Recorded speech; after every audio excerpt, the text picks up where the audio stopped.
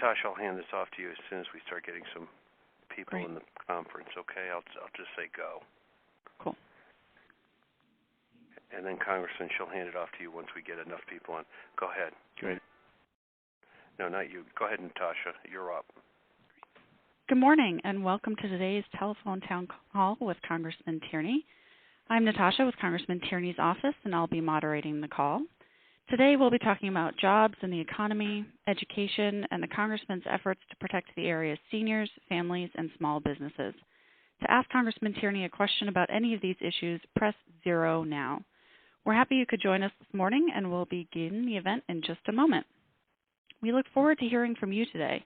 If you have a question for Congressman Tierney about jobs, the economy, college affordability, or any other issue of importance to you, please press 0 now. If you'd like to leave your email address for updates from the Congressman after the call, please press 7. Again, this is Natasha from Congressman Tierney's office. Thanks so much for joining today's telephone town hall with Congressman Tierney. If you have a question, please press 0 now. Also, if you'd like to leave your email address to receive updates from the Congressman after the call, please press 7 to be connected to a member of our team. Welcome to today's telephone town hall with Congressman Tierney, where we'll be talking about jobs and the economy, education, and the Congressman's efforts to protect the area's seniors, families, and small businesses. At any point, if you have a question for Congressman Tierney, please press 0, and you'll be connected to a member of our team who will take your name and question.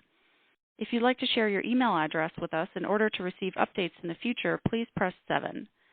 Again, welcome to today's telephone town hall with Congressman Tierney, and thank you for joining us. If you'd like to ask Congressman Tierney a question, please press 0 to be connected to a member of our team. I'll now turn things over to Congressman Tierney. Well, thank you, Natasha. I appreciate it. Natasha, as people may know, is a Gloucester resident who helps our office out considerably and has done the moderator role on a number of these calls, which people generally, as far as we get from feedback, enjoy because it allows them to participate without having to travel any distance, and hopefully it's convenient for everyone. So we're pleased to have folks on the line. We expect that people will be joining us periodically from time to time during the course of the hour, and we encourage a broad range of questions, anything that might be on your mind, and hope that if you have a question, you'll just press 0 to let us know. We'll put you in the queue, and we'll get to as many questions as we can before the hour is up.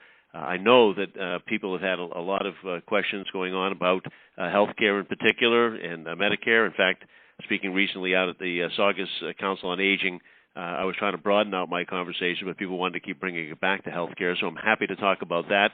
But there's much to talk about what we should be doing to make sure that people get jobs and can work, what we're going to do about making sure that people who are still out of work from the recession have the kind of unemployment insurance extension that they need to stabilize their families while they're looking to get back to work, about the economy in general, about education, particularly the cost of student loans and trying to keep the interest rates down. We've done a lot of work there, making sure that we protect Medicare and Social Security. So, Natasha, we'll be talking about all of those issues on that, and people, if they have a question, hopefully will press 0 and then get in the queue for that. As I said, we'll get to as many as we can. The topics are a broad array of whatever interests people, and we really look forward to having people's comments. Natasha? Thanks, Congressman. Again, if you have a question you'd like to ask Congressman Tierney, please press 0 now. And to stay in touch with the Congressman after the call, you can visit his website at tierney.house.gov to sign up for his periodic email newsletter. You can also find the Congressman on Facebook by searching for Congressman John Tierney and liking his congressional page, or you can follow the Congressman on Twitter by searching at Rep. Tierney. Before we begin taking your questions, we are going to invite you to take a few moments to share your thoughts by answering the following question. Congressman, would you like to share the question with our callers? I would. Thank you, Natasha. We have an issue, as people know, in student loans. A lot of students who may not be eligible for Pell Grants, which would be just a sort of a scholarship, a grant that does not have to be repaid, or who need additional money, more than the Pell Grant might afford, take out loans. And those loans have been carrying a fairly high interest rate, and a lot of the students have graduated now, and although some relief has been given to current students on the interest rates, those students that graduated with high rates are still finding it unmanageable right now, difficulty in moving out from their family's home, buying a car, starting a job. So I filed a bill in the House, and Elizabeth Warren filed it in the Senate, that would allow students to refinance at lower rates, just like one who has a home mortgage or a car mortgage may refinance at a lower rate. So this question basically acknowledges that student loan debt is crippling millions of students and parents across the country. So I have a plan that will allow those with unmanageable student loans to refinance those loans at a lower rate. Do you think the student loan borrower should be allowed to refinance their federal student loans at a lower rate? Push 1 if you agree and say yes. Push 2 if you think not and say no. So the bottom line is, do you think that student loan borrowers should be allowed to refinance their federal student loans at a lower rate? Press 1 for yes and press 2 for no. Thanks, Congressman. Again, just to remind folks, if you've got a question for the Congressman, please press 0 now. And if you'd like to leave your email address for after the call, please press 7. Congressman, we've got Nicolene from Lynn with a question about veterans issues. Great. Nicolene, hello. Hello, Congressman. How are you? I'd like to know why, I'm doing so, thank you. I'd like to know why, if the President is talking so much about helping our veterans and everything, he's cut off all their pain medications. And I'd also like to know how explain that a little bit more to me. I have he's a cut off their son-in-law. pain. Yeah, I have a nephew-in-law who was injured while he was in the service, and he lost his stomach, and he's been hanging in there. They told him he was going to be dead 3 years ago, and he's on severe pain medication. And I just spoke to my niece, and she says that they've cut him and all the other veterans off from the majority of their pain medications. Well, Nicolene, I have to tell you, I'm not familiar with that situation. I've not heard of any of our veterans here locally having that problem, nor am I aware of any national program would cut them off. But where does your nephew live? Nicolene? Yes, oh, sorry. He's in Texas. In Texas. He should go to his congressperson in Texas. This sounds to me like it is not a policy, that it may be something happening with his eligibility or his ability to comply or be on the program or whatever, and that his local congressional office should be able to help him with that and try to move him back onto eligibility or coverage on that basis. Because as I say, there's been, as far as I know, no general move to remove people from their pain meds. In fact, quite the alternative on that. The Veterans Program has a much better prescription drug program than many others, and they get the prescription drugs at a sizable discount. On that, we pay about 48% of the cost for veterans' prescription drugs compared to what people pay generally in the marketplace, because the Veterans Administration negotiates with the prescription drug companies for that lower price. So I'm concerned for him. If he doesn't have satisfaction with his local congressional office, Nicolene, get back in touch with me. You know how to reach my office either by going on the website and calling in, or 978-531-1669, 978-531-1669. You get back on me on that. But I think if he goes and talks to his local member of Congress, they'll be able to help him with that. So thanks for your call, Nicolene. I'm sorry to hear about somebody that served his country and paid such a price, not having a difficult time on that. But let's get to the bottom of it. Let's see if he can be helped out with his local member of Congress. And if not, I hope you'll get back to me. Thank you, Natasha. Thanks, Congressman. Just a reminder, if you have a question for Congressman Tierney, please press 0. Congressman, we've got Joanna from Burlington on the line who has a question about Medicare reimbursement. Great. Hello, Joanna. Hi, Congressman. Good to speak with you. Nice to talk to you. I'm glad to have this conference, because I had called Medicare about this problem, and they told me that you would be the one to talk with. Recently, in the last year, for diabetics, the Medicare rules have changed, where I used to be able to buy a blood glucose meter at any of the durable medical equipment companies who accepted the Medicare in our area or the region. Now it has been reorganized so that they have picked only 10 durable medical equipment companies that I can purchase from. And the way these DME companies got to be chosen was they lowered the price. Medicare lowered the price of what they would pay the DME companies for equipment. Well, in order to stay alive, the DME companies just bought the cheapest equipment of all. So when I went to get a new meter and test strips, I was sent a meter that was far below the standards that anybody should have to use.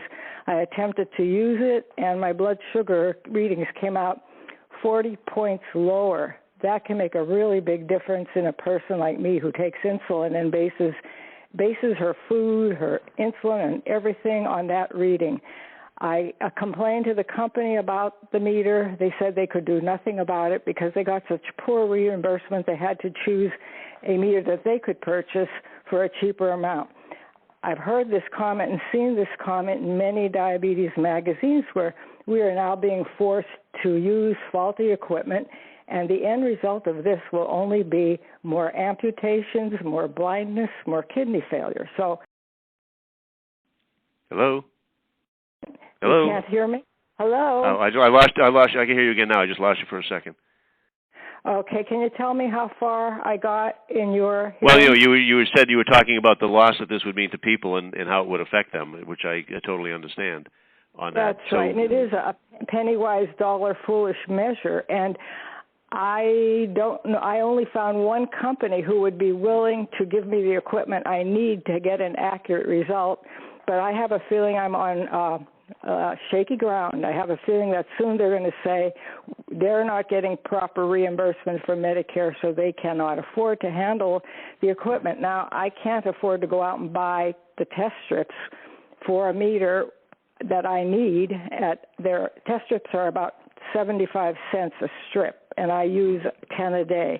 So it's putting me in a bad position. I have survived 60 years of diabetes by being very careful, testing and adjusting my diet and exercise according to the results I get. Many diabetics do that, and that's why we're living longer and not getting the complications that were evident years ago. So I complained to Medicare. They told me I should be in touch with my congressman because this is the only way that it can be changed. So I am.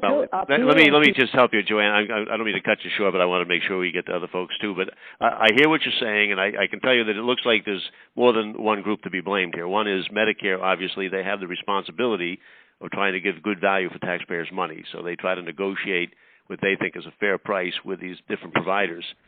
The Medicare people, when they do that, they make an assessment that these companies are very, very profitable, and they have a good profit margin, so they try to negotiate a price that allows them to continue to have a profit, but that also will make sure that they get the best price.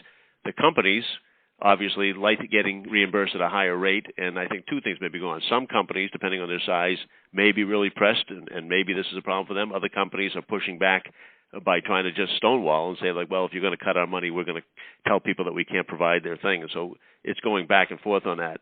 This is a determination by the Medicare office. Congress can go to them and either pass a statute to try and tell them that they have to get the reimbursement rates up, but they have the flexibility and the ability to do that now. We will, Joanna, if you contact my office at 978-531-1669 and ask to talk to Rosalind, we will get on your personal case and try to make sure that you get the equipment that you need. There are companies out there that, as you found out, that will supply it on that. And we're already, because we've heard of this issue from other folks too, we're already working with the CMS, the Medicare folks, to find out, how we come to a resolution so people don't have to go through all that you've gone through just to get the equipment that matters to them and that means that. But I'm glad that you called, and we will get on that in both ends of that, trying to make sure that we partially deal with your case, but also that we go back to Medicare and find out, what is going on with this thing and why they can't resolve this with the companies in a way that lets people get the equipment they need. So thank you for your call. I appreciate knowing about that. Thanks, Congressman. Again, if you've got a question you'd like to ask Congressman Tierney, please press 0 now. And if you'd like to stay in touch after the call, please press 7 to leave your email address. Congressman, we've got Judy from Lynn who has a question about Medicare and the Affordable Care Act. Great. Hi, Judy. Hi, how are you? I'm doing fine, thanks.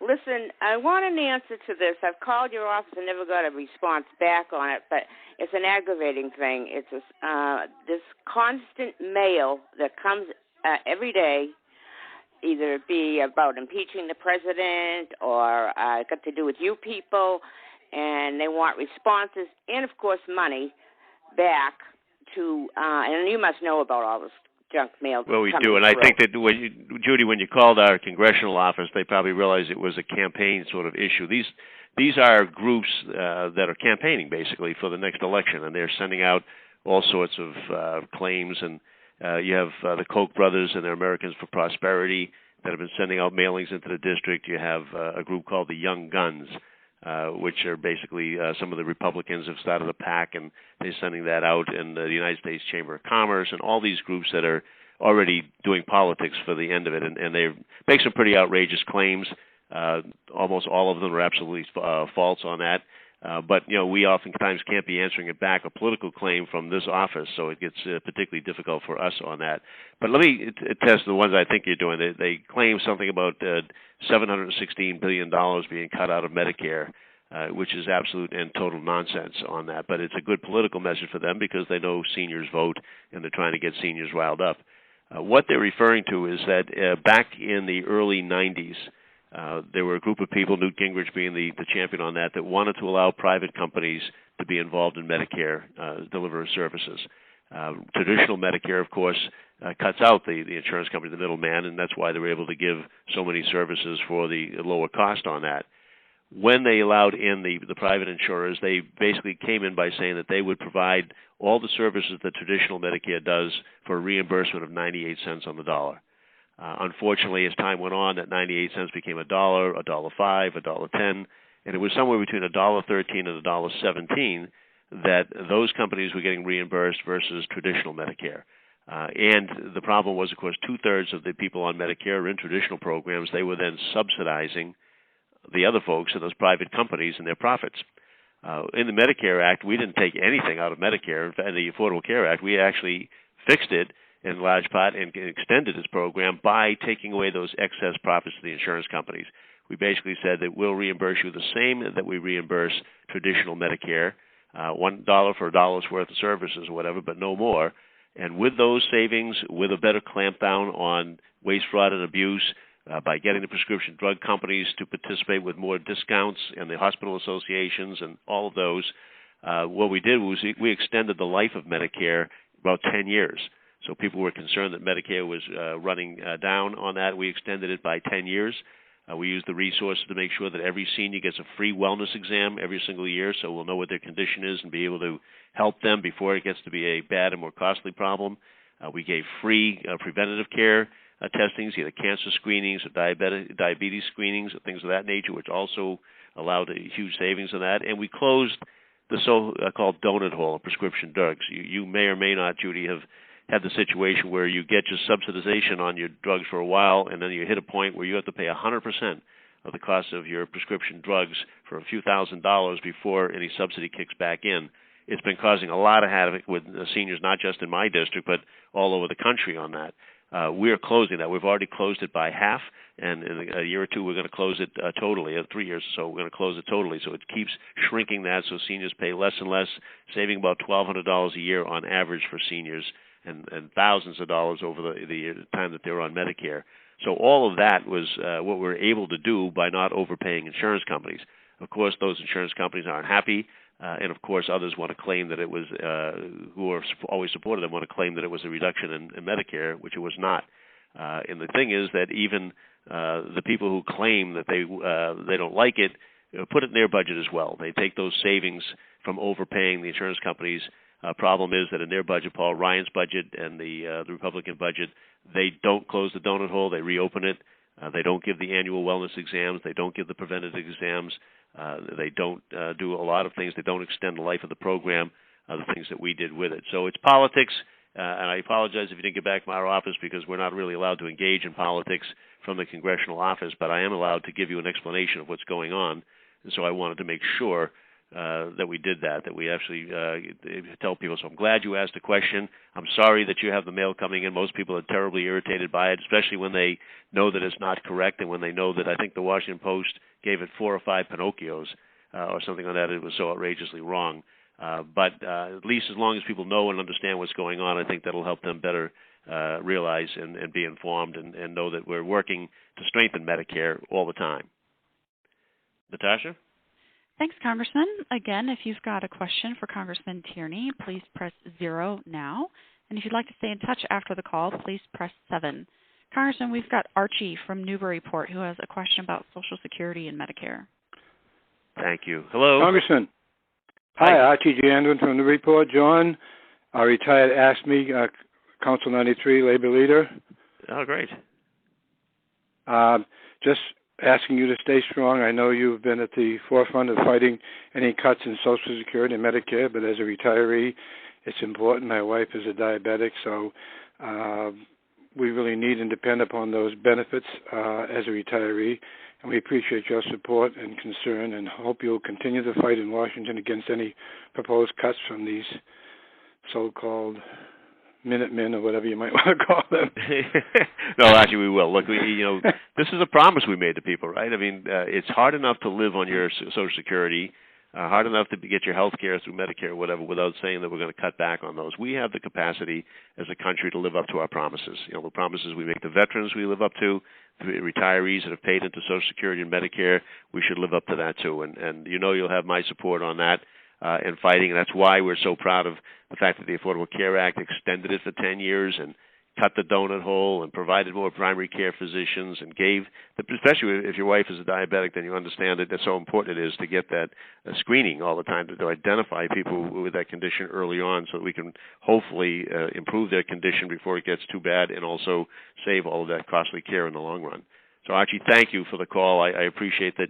We're working hard and we'll keep it up for sure. So, Natasha, I'm going to cut in if you don't mind for a second. I just got the results from the student loan refinancing question. The question was whether or not folks think that student loan borrowers should be allowed to refinance their federal student loans at a lower rate. 95% of the people think yes, they should, and 5% of the people think not.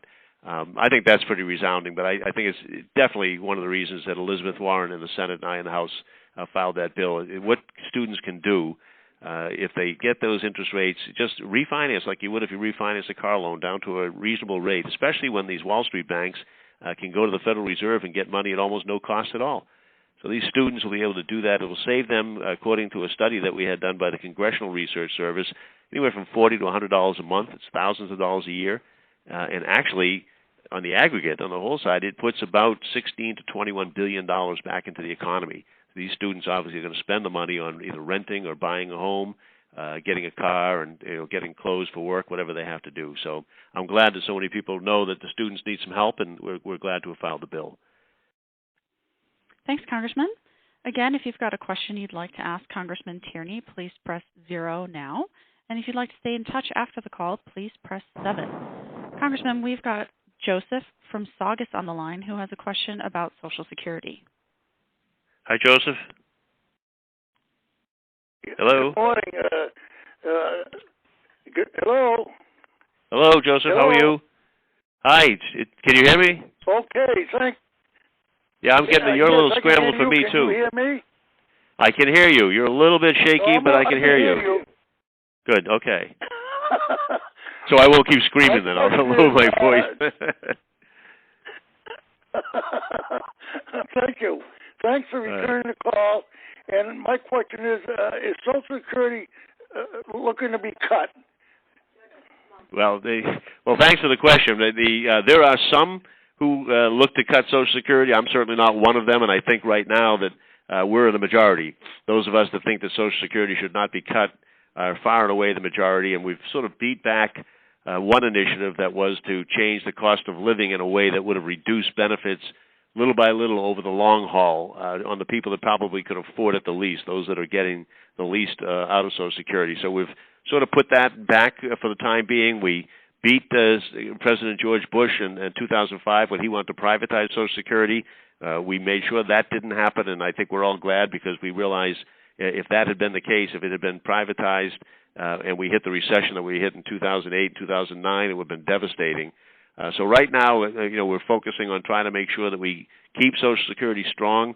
There are things that we can do now to take care of 2032 and beyond. One is grow our own economy, because the stronger our economy gets, the better the Social Security, the stronger that program is, and it pushes back that date that people are concerned about.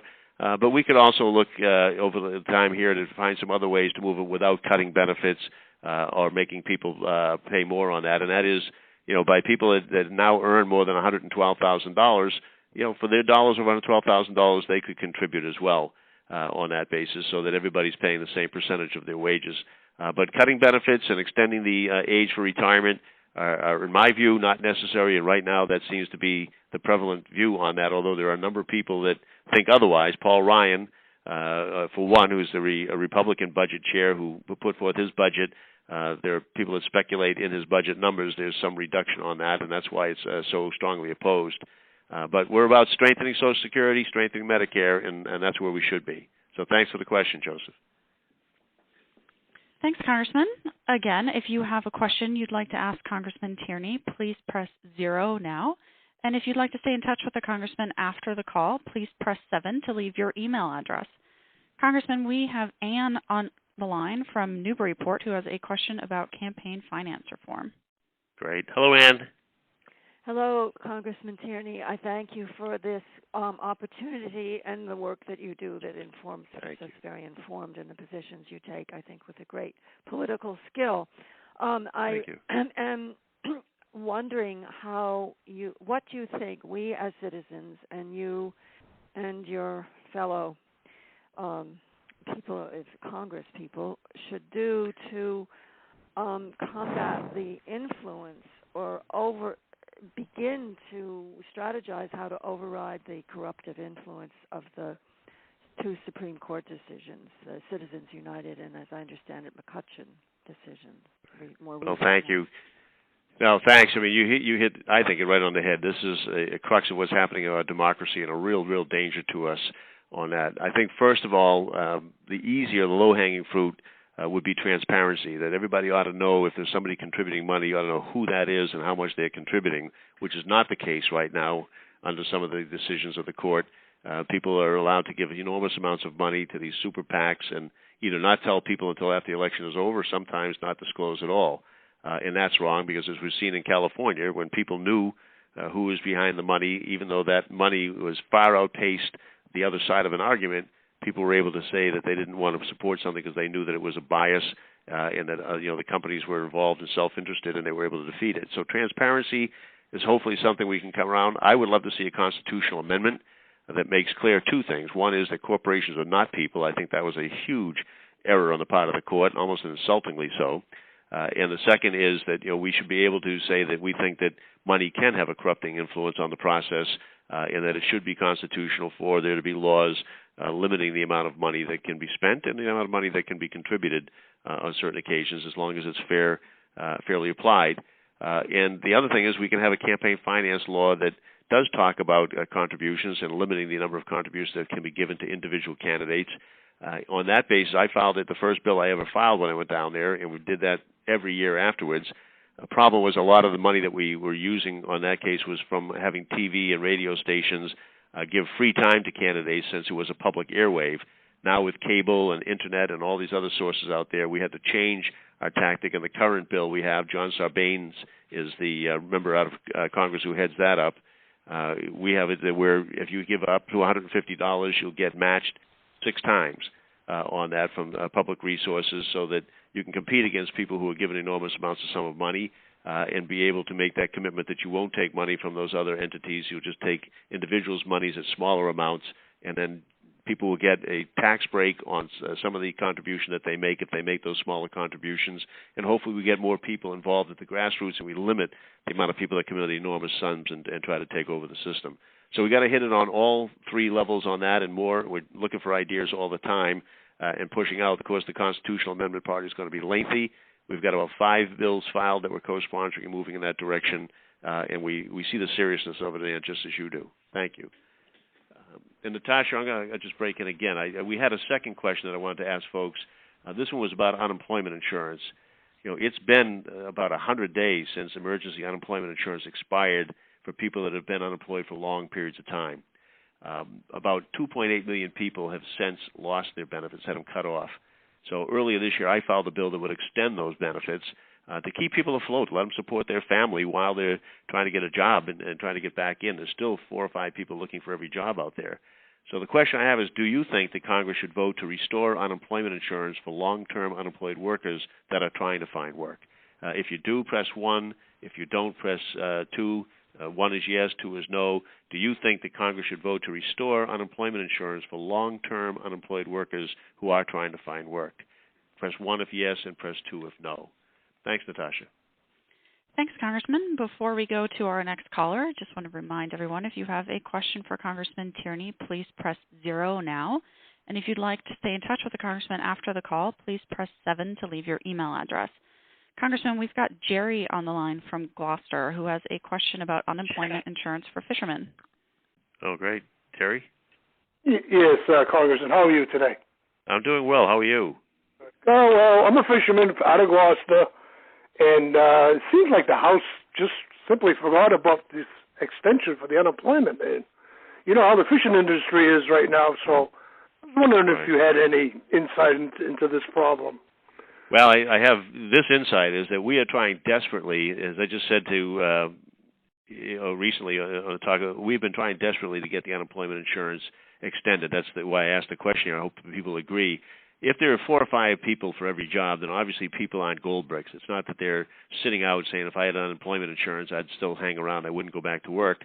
Now they've been, about 100 days without any help for their families. They're desperate. You should hear some of the stories that I hear on telephone calls and emails when people stop me on the street when I'm visiting someplace. And Jerry, you'd probably be one of them. You know what the difficulty is that you're going through in your industry.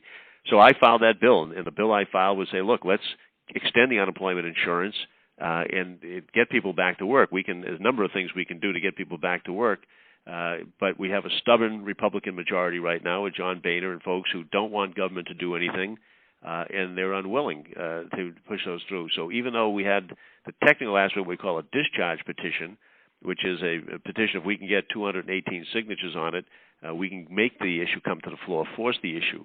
But we only have 202 Democrats at the present time. We can't get up to 218 because Republicans won't force the issue. So it's become political in that sense, Jerry. But I'm telling you, we have not forgotten the issue. We try to tie it on to every bill that comes up. We try to make it part of every procedural aspect that we think we can slide it in there and keep pressing it. And I certainly have not forgotten, and I know a lot of my colleagues have not. We've just got a stubborn Republican majority down there that doesn't think that this is a priority for them, and they argue that it has to be paid for. We can find lots of ways to pay for it, but it would mean that some people that are getting tax breaks and tax credits that really don't make sense economically, like the oil companies or like hedge fund managers, would have to not get those for the time being. But that money is much better off helping families that are trying to stay afloat than it is just giving people that are already extraordinarily wealthy an opportunity to make more money at the expense of the people that are really working hard and trying to make ends meet. So we haven't forgotten it, Jerry. At least some of us haven't. We're fighting all the time on it. The insight is until we can get that Republican majority to understand the importance of this and the impact it's having on people's lives, we're going to have to keep on fighting. Thanks, Congressman. Again, if you've got a question you'd like to ask Congressman Tierney, please press 0 now. And to stay in touch after the call, please press 7. Congressman, we've got Charles from Wakefield on the line who has a question about wait times for veterans. Sure. Hey, Charles. Hi, Congressman. Good day. How you doing? First of all, just listening to this, it makes me so proud to be a Democrat. Okay. I've been a Democrat all my life, and just look at the issues that the Republicans and who the Republicans fight for, and look at the issues and that the Democrats fight for. But my question on is what can you do in order to change the wait times for the veterans and at the VA disability claims, that too, the disability. But claims. also, you're talking about the case out of Denver, the Denver case that brought to light that people were being put on a list, and then there was a double list. Yeah, it's Arizona, okay. but right. Yeah, that happens. That's been happening since I've been going to the VA since 1968. There are long wait times. And, here's what we've been doing locally, Charles. Stay on the line if you would. But what we've been doing locally here is if you're on the list and you're there for 14 days, then you have the ability to get that care at no cost to you by going to any provider that you think. If you think that you have to go to a private person as opposed to the VA, so you don't have to wait. We have, I'm told by people, we just had a review done within the last week and a half to 2 weeks from the regional, what they call a VISN office that you're probably familiar with.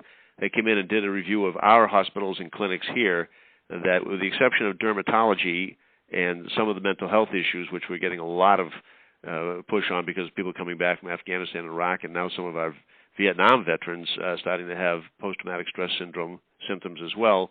There's a little bit of a waiting list on that, but the way we're trying to deal with that is you're on there for 14 days. You have the option to go and get private care for that.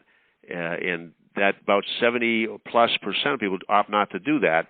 So what we're trying to do is get more people, more counselors, more psychologists and psychiatrists and people in. We have a real shortage throughout the VA system of healthcare professionals to treat all of the cases that are coming on. As I say, you have a tremendous number of people coming back from Iraq and Afghanistan with PTSD, other psychological issues with traumatic brain injury, and then you have a lot of the Vietnam veterans and some of the Korean veterans as well who are starting to retire, pent-up issues that they've been putting aside emotionally for a long time coming to the fore. So we've tried to give more money. We've increased the amount of money for healthcare veterans higher than it's been for 73 years on that, so that they can hopefully hire some more people in those areas. And we're pushing forward on that. We're obviously going to get to those clinics that have been having the excess list and then lying about it or putting other people. We're going to fire and can anybody who's been responsible for that, has been forthcoming, and who hasn't been working at this issue, and make sure that we hold everybody accountable right away. We're going to find out what those deficiencies are, and I think everybody in Congress is insisting on it, and the Veterans Affairs Committee is right on top of it. The Subcommittee on Oversights and Investigations is on top of it. We're going to weed out that bad work and try to deal with those particular hospitals that have the issue. They're going to have to, in the interim, provide some ability for people to get care elsewhere if there just isn't enough of the resource in the VA, as we've done here in our district and this part of the state. And then we're going to try to have to entice more people. I'm trying to give loan forgiveness for people that go into the psychiatric and counseling and psychology fields and then work for the VA. Do whatever we can do to get the right person in, they'll do it. And on the waiting list for disability claims, Charles, we have cut that from a high of a little bit more than 600,000 in the last year and a half or so. We've cut that more than in half. We've lopped 119 days off of the waiting time. We've got a ways to go on that. We've had 10 bills filed to do things like put on more personnel. 8 of these bills have passed, by the way. Put on additional personnel, target that personnel where the wait list is the longest, have those people work overtime in processing them, have them give a presumptive finding so that if they give the award of the benefits as they're processing the claim so people get the benefit of it, and then only looking to stop it if, in fact, it doesn't qualify, so that qualified people are getting it much early stage moving forward. We will continue to, as I say, press every angle that we can to make sure that we cut down that backlog as well. So I really appreciate the question, Charles, and I had an opportunity to speak at it in about 5 or 6 different parades and ceremonies over the weekend that, making sure that we do everything we can do for our veterans and thank them for their service. So, Natasha, I think we have some poll results here on the unemployment insurance question about whether or not people think that Congress should vote to restore unemployment insurance for long-term unemployed workers trying to find work.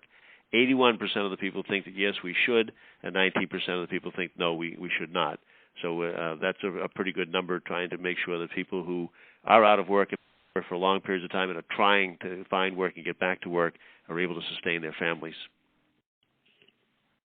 Great. Thank you, Congressman. Again, if you have a question you'd like to ask Congressman Tierney, please press 0 now. And if you'd like to leave your contact information to stay in touch after the call, please press 7. Congressman, on the line, we've got Joe from Gloucester who has a question about gun safety. Okay. Hello, Joe. Hi, Congressman. Actually, it's not gun safety. It's just this, the proliferation of guns in this country, and we just had another incident yesterday. And I know there's a brick wall out there that put up, and you and the other Democrats want to do something about this issue. But is there any hope we can ever get anything done about this? Well, the politics, as you know, is just incredibly divided on this issue, and it's been a real problem. There are some Democrats as well as Republicans who are reluctant to do anything in this field, unfortunately. And you have the NRA, the Gun Owners Action League, and others that set up a tremendous lobbying and pressure group on members. The gun proliferation aspect, you have the mayors against, for gun safety on that, have been working really hard on that. Mayors Bloomberg and Menino, and now Mayor Walsh and other mayors around the country, a number of them in our district, the mayor of Newburyport, mayor of Salem, and Beverly, and all of those have been working very hard to try and say, can't we get some order here where people have a reasonable ability to have a gun when it's appropriate, but restricted when it's not appropriate. People that read the court decision that said the Second Amendment allowed for people to own and carry weapons went on to say that you can make reasonable conditions on that, just as you can't run into a theater and scream fire and then claim the First Amendment protection for speech. There are some reasonable things you can do for safety and health on firearms. It just means that Congress has to have the will and the ability to do it, or state legislatures do. And Massachusetts has probably some of the tighter gun safety and health bills on file, and people push back on that. But the number of guns out there is just enormous. I filed a bill, I think you may know, saying, look, if you're going to have a legal handgun, which is a cause of a lot of deaths, particularly of young people and suicides, and about 17% of all law enforcement officers who get shot with their own handgun, maybe we should have personalization. We have a great technology out there today that would allow guns to at least only fire for the person who is authorized to use them, and you cut way back on accidental and theft of guns and then use on that basis. It's not the total answer on that, but it's a start, and it focuses on safety. But even that is having a hard time finding a home in the discussion on that. So I'm trying to convince the mayors and the federal government that maybe what they ought to say is they won't purchase handguns in the future. Once we set a standard for personalized handguns that we know are effective, that work, or whatever, that will make them safe, and you can only get a gun if it's a personalized gun, and then try to use the market as a force on that. But it's going to be constant work, and unfortunately, no matter how many horrible tragedies we have, there's a core of people that always want to think it's a slippery slope to taking away everybody's gun of every nature if you just try to do things that work on safety and a reasonable, like background check, like making sure that you don't have guns that are not commonly used, that would only be used for bad purposes or warfare. It's a constant slog. We just got to stay at it and keep making the case and hope that people at some point come to realize that there's a way that you can have a law that allows for guns in appropriate situations, but that actually takes actions for safety and health. Thank you, Congressman. Again, if you have a question you'd like to ask Congressman Tierney, please press 0 now. And if you'd like to leave your email address to stay in touch after the call, please press 7. Congressman, turning back to Social Security and Medicare, we've got Isadora on the line from Gloucester. Hello, Isadora. Hello, how are you, Congressman Tierney? I'm well. How about you? Oh, wonderful, thank you. Great. Hope you can help. Okay.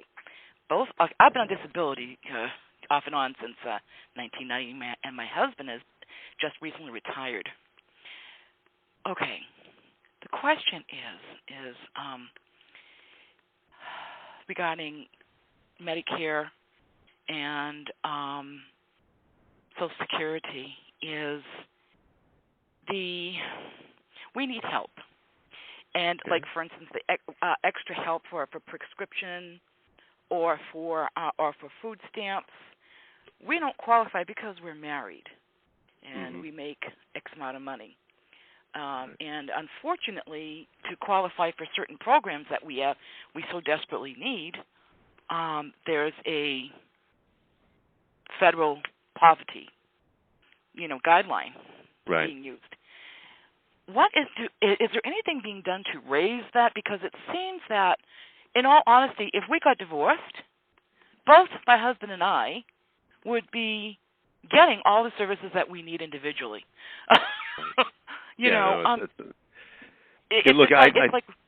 Sorry. No, go ahead. I should let you finish. Oh, no problem. It's almost like we're being penalized for being married, and unfortunately, I mean, like, both of us have paid into the system. I mean, I've been, even though I've been disabled, I went back to work and, for a few years, and I had to. Well, unfortunately, my disability got worse, and I had to go back on disability. But my husband and I have been paying into the system for, since we were teenagers. So it seems it's awful that we have to keep fighting. It is. It's always that balance between trying to make sure that the system is fair and the amount of money that's available. So to make sure that you marshal your resources and use as many of them as you can for the people that most need them, there's a cutoff point. And unfortunately, because there's not enough money for everybody all the time, that cutoff point usually affects some people right at the cusp who are just ready to be qualified, just aren't. we've got to come up with a formula, a way that lets us phase those reduction in benefits out as people reach those income areas, because it's not a sudden drop-off, as you're seeing with your husband. You get to that point that you get cut off altogether. It doesn't make sense. If you had $1 less here or $1 less there, you'd qualify. So we've been trying for years to try and get the law changed that would allow us some phased system in on this, so people would get some benefits to a certain point and phase out instead of drop off the cliff on that. And that's just an ongoing fight. We have some philosophical differences from people who don't think that ought to happen at all, who in fact don't even think there ought to be food stamps or anything. You remember the battle we had just a couple of months ago with Paul Ryan and the Republicans and some part wanting to cut $40 billion out of food stamps on that, and people saying that was just onerous at a time we were giving subsidies to farms in the same bill to corporate farms.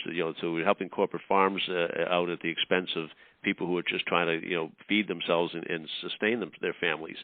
So we've got that argument going on all the time, and we'll continue to fight to try to make sure that people get the things that they're paid for, and that there isn't this drop off the cliff. But that's taking us a while and going through the legislative process. In the meantime, Isidore, you should call Rosalind here at the office at 978-531-1669 and see if she can at least help weigh in on some of those programs and see what we can do about working on your individual issues, and maybe we can find some way to help you there as well.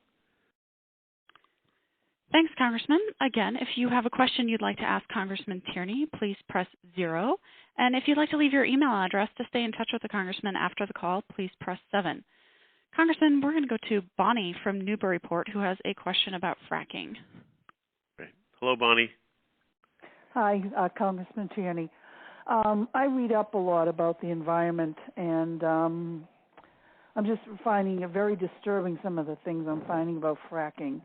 And is there some movement going forward looking towards some more regulation on fracking in this country? But, I mean, yes, there is.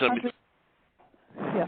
We have two things that are happening. The one group of people trying to have no regulation at all, and claiming that we need the energy and therefore all holds barred and just let them do whatever they want to do. And another group of people, hopefully that's substantially building here, saying, look, we could use the energy certainly, but there's a way to do this. If there's a way to do it at all, it has to be with our environment in mind and people's health and safety in mind. We have really concerns about the liquid that people are using to force down into. I think most people on the call probably know what fracking is, but it's a way of getting out gas, in some instances oil, from deep wells by driving a liquid down through the fissures, driving it down under great pressure, and then forcing the rock to crack and letting the gas or the oil escape and come up and be collected on that basis. But there's a great concern about what is in that liquid, and all the companies, of course, want to claim it's proprietary information that they shouldn't have to share.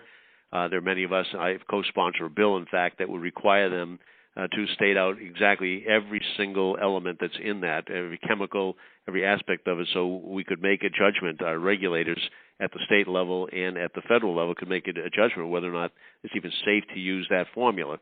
The Environmental Protection Agency believes that there are ways to do it safely, and on the lands, the federal lands where there's been this fracking process going on, they've actually reached an accommodation with most of the people that are doing it on what materials can be used and how it's done and how to regulate the escape of methane, which is one of the gases that's released and is one of the more serious gases to be concerned about in terms of our ozone layer, how to regulate and keep down the release of methane.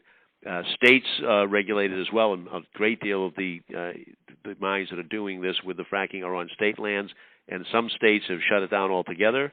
Other states are letting it go with some conditions on that, and some states are going without any conditions. So I would agree with you, Bonnie, that we ought to have an Environmental Protection Agency regulation that sets a floor that is substantially high enough so that you have to know that the materials are being used are safe and not going to contaminate our water supply, and that we're going to have a way to really keep down the methane release so that it is not harming the rest of our environment on that. And we should, with all the technology that we have today in science, be able to reach those accommodations, but those should be the conditions that are in place before we allow the fracking to just go on willy-nilly. It would be great to have all of the resources that we can get from the use of fracking, but we've got to be willing to commit to doing it in a way that doesn't make the situation worse, that we then have energy, but we have a real health hazard going on both in our water and in our air. So that's the fight that's going on. That's the contest between the Environmental Protection Agency, which seems to have the animus of a lot of people who don't want to be regulated at all, and some of the states that are also trying to do their job and making sure that they regulate it in a reasonable manner. Thanks, Congressman. Again, if you'd like to stay in touch with the Congressman after the call, please press 7 now to leave your email address. Congressman, we're going to go to Rosemary from Amesbury, who has a question about underwater mortgages. Hi, Rosemary. Hi, Congressman. I'm very, very concerned about the seniors who have lost their, well, actually were forced out of the job market back in 2008 prematurely to their retirement, and who are stuck with these underwater mortgages. And, you know, this is keeping people trapped where they are because they have no mobility, because they can't afford to pay off a mortgage that is $40,000-$50,000 underwater. Right. And I want to know, you know, why isn't Wall Street paying for this? They need to pay for this fiasco that exists in this country, especially when you're a senior and you have nothing to look forward to except maybe someday dying before you even have a chance to pay off your mortgage. Now, Rosemary, you hit a problem that we've been dealing with a lot in this office. We've had a lot of calls about people who have mortgage difficulties because of the recession, and I agree with you that, you know, a great deal of it is all the recklessness of the investment banks on Wall Street. For years we've been clamoring away at first the Bush administration and then the Obama administration to have the Attorney General's office go and hold these people accountable for the things that they did by taking those outrageous chances and then hurting people on that basis. Recently, we've had a couple of court cases that have gone to judgment with sizable amounts of recovery, and a lot of that money is now being targeted to help people with their houses that are underwater. There's a lot more banks that should be lined up and are being lined up on that. It's late, but better late than never. Get those damages in, get them assessed, and put that money to use helping the people that were most injured by that. Some of the programs that the administration tried to put into place to help people with underwater mortgages were not as successful as we had hoped. A number of people, tens of thousands, did take advantage of them, but it wasn't something that everybody could take advantage of. And I was one as a number of people who thought that any of the money that we had for helping get the banking system back in place would have been best spent getting people's housing situation resolved. If we got people away from the underwater mortgages, allow them to write down the principal, and do that as part of the recovery process on that, it would have been good for everybody. People stay in their homes, be able to afford it, and move on from that. We're still working on some of those programs. If you know people, Rosemary, who have an individual situation, they should call our office because some of the banks are working on that, and the Federal Housing Authority is working on it as well, some of the programs out there. But it's outrageous. So we have to keep pressing the Attorney General to keep going after those companies that were responsible for that, and when the damages come in, make sure those are being allocated toward it. The Attorney General in Massachusetts got a sizable amount of one of the recoveries against Morgan Stanley, and I was in communication with her office, and she's helping our Register of Deeds here in Salem make sure that they clean up some of the mortgage problems where they had the auto signatures on documents and the false signatures that messed up a lot of people's ability to pay off their notes and their mortgages. So we're trying to hit it at every angle, but there are some people out there that are still being affected by that, and they're not getting satisfaction with their bank and rewriting the terms that are better for them. Then I hope they'll call, and either Roz or David here at the office will work with them. And not everybody can be helped, but I think some still can, and we'll certainly do what we can do to make sure that that's done. Thank you. Thanks, Congressman. Again, if you'd like to stay in touch with the Congressman after the call, please press 7 now to leave your email address. Congressman, we're going to take a call from Paul in Amesbury, who has a question about the Affordable Care Act. Thank you. Hello, Paul. Hello? Paul? Natasha? Congressman, we're going to try. Yep, we're going to try Arthur in Lynn. Okay. Hello, Arthur. Good morning, Congressman. How are you today? I'm doing well, and you? Very good. Well, I could be better, but who to complain, right? There's always somebody worse off. That's one way to look at it. Okay. I have two questions, maybe three. Okay. First of all, in light of the current VA problems that they're having, I'm talking about Phoenix and all the other sites, are there any problems with the Massachusetts VA centers or clinics that you're aware of? Okay. You want to give me all three, or you want to have just one at a time? Okay. One at a time, so I won't get bogged down. So we had the VISN, the regional office of the VISN, within the last week and a half or 2 weeks, came in and did a thorough scrub of our clinics here and our system down in Bedford and the hospitals in Boston on that, and gave basically a clean bill of health. They do not have the problems that are being experienced in Denver and some of the other places where the allegations were made. That's not to say that there's absolutely 100% no waiting list, but there's no, as far as they were able to determine in their investigation or whatever, there was no secondary list or people hiding information or things like that. There's a slight waiting list with respect to dermatology issues and a slight waiting list with respect to people with some mental health issues because of the large return from Iraq and Afghanistan with PTSD, post-traumatic stress syndrome, a traumatic brain injury, other psychological issues, and some of our Vietnam and Korean veterans are also, upon retirement, sort of, I think, emotionally revisiting some of their experiences and coming in with additional PTSD as well. So for those lists, you go on that list for more than 14 days, then people are given the option of going to get private care at no cost to them if they need to, so that they don't linger on a waiting list. And then what happens there is we find that almost between 70 and 80% of people would rather wait for the VA care because they're so happy to have it and believe in it and have good rapport with their doctors there. So we're hoping that we're going to be able to continue and maintain this. We try to make sure we get more personnel in those areas so that we can work with that. We do a lot of distance care now in the Lynn facility, which we've just doubled the size.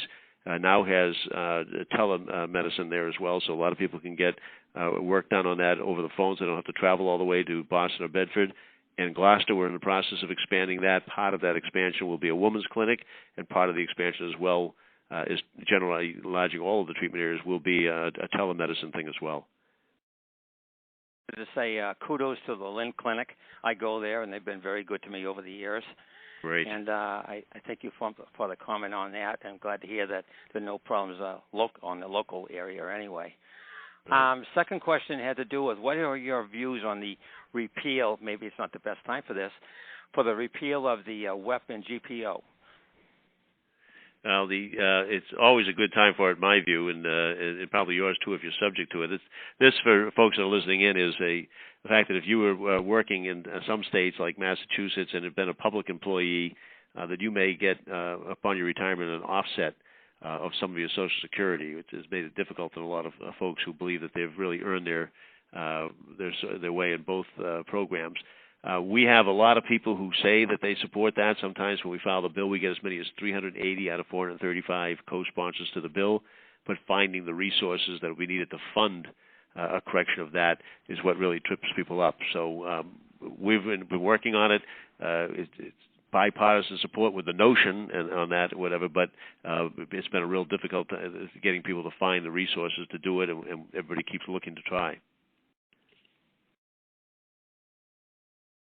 Arthur, you have the last third one? Okay, the third one is I just wanted to comment on the VA system again, is that I think the people that are personally responsible at each center that have been burning the books and causing all these delays, they're the ones that should be fired, not the General Shinnecki. Well, that's my comment. What are your views?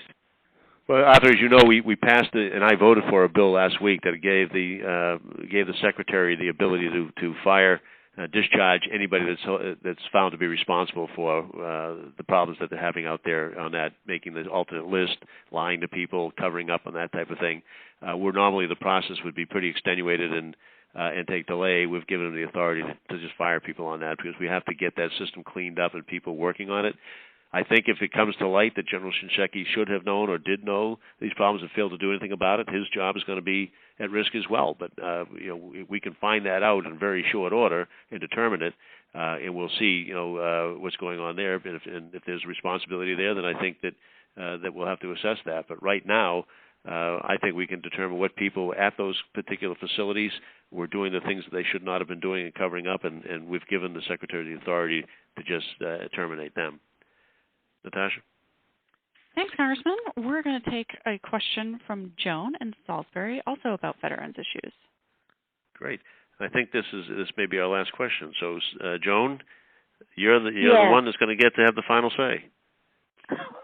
Well, I hope it's okay for you to listen to all this, but it's just that I'm so amazed that I've led a sheltered life for many, many years, and 82 in fact, and I've heard off and on about the veterans and how they weren't getting the care in the hospital, and I'm just floored at the president saying that he's mad as hell that he didn't know about this. And I'm thinking, as a kid I'd heard about this, and I always thought these had to be our most important citizens of the country that are living and dying so that we might have a better life. And when you think that it was our people that sprayed Agent Orange in Vietnam and made many of our men sick, that why weren't they ever at the top of the list? And when you invent these horrible weapons that are going to do great harm, and that there's no backup for the soldiers that come back wounded and maimed by all of this, that they aren't top priority. Well, Joan, I think you expressed the sentiments of probably everybody at this stage on that. The people that are serving in there and our veterans should be on the front line. We should always be the focus of taking care. They've made their sacrifice, and it's our responsibility to make sure that they're attended to both while they're in the service and when they return. Talked a lot about that over this weekend on that. I think that most people, and I can understand that the president may not have known exactly every detail of what was going on in Denver on that list until it was disclosed, and it's incumbent upon him, upon hearing about it, that it gets resolved immediately and people are held accountable immediately, and that we move forward fixing it. But we've heard over our lifetimes, and yours certainly, that from time to time we've not done all for veterans that we should. But I think you'll find since 2007 that's changed radically. Of course, after World War II, we did the GI Bill, which was tremendously accessible. We had the Veterans Program for Housing, which was very successful in a lot of cases. But more recently, 2007, we've put more money in, hearing that there were some problems on that, more money into veterans' health care than had been true for the last 73 years, and we made it a multiple-year program so that it was funded for more than 1 year. So if, like some of our people did more recently, try to shut down the government, the veterans' health programs continue on. And I co-sponsored a bill that would make that the case for all veterans programs. Republicans haven't agreed yet, but I hope that they do, so that there's that multi-year funding, so we don't have to worry about any veteran suffering the loss of any program or benefit if the Republicans try to shut down the government again on that. We also improved and modernized the GI Bill so that people coming out of Iraq and Afghanistan will get the benefits, even if they're reservists or a National Guard, and their families as well, if the veteran has already got an education on that basis. We have cut the backlog on disability claims from over $600,000, cut it by more than 50%, and lopped about 119 days off of the waiting list on that. We're trying to get more people in there for psychiatric and counseling care, as we have a shortage of people to deal with that, and then trying to let people get some care at outside facilities if they're just not able to get handled fast enough in the existing one. I can tell you that we are committed to making sure that our veterans do that. Elijah Cummings and I just wrote language into a bill that passed that protects service members and their families from unjust foreclosures. And we've had more money in there to give people a tax credit for hiring veterans. And we have job training programs for veterans. And we've had a number in this district alone. We've had job fairs for veterans, working with our community colleges and our Workforce Investment Board and others to do that. So you're right. We have to remain vigilant to make sure that veterans are treated absolutely the best when they get out of the service, and we'll continue to do that. I was happy to be in Congress when Chris Shays, a Republican from Connecticut, was the chairman of an oversight committee that went after Agent Orange and determined that people should get their benefit on Agent Orange. Those types of things are essential, and Joan, we will keep doing that, and I'm glad that you're concerned about it, as many are. And I want to thank everybody that called in on that. I'm sorry if we didn't get to everybody that was in the queue. I know that they'll be able to stay in touch. You can go to press 7 and leave an email, and always go to our website to give us the question if you have it. It's tierney.house.gov. You can call us up here on the phone at 978-531-1669.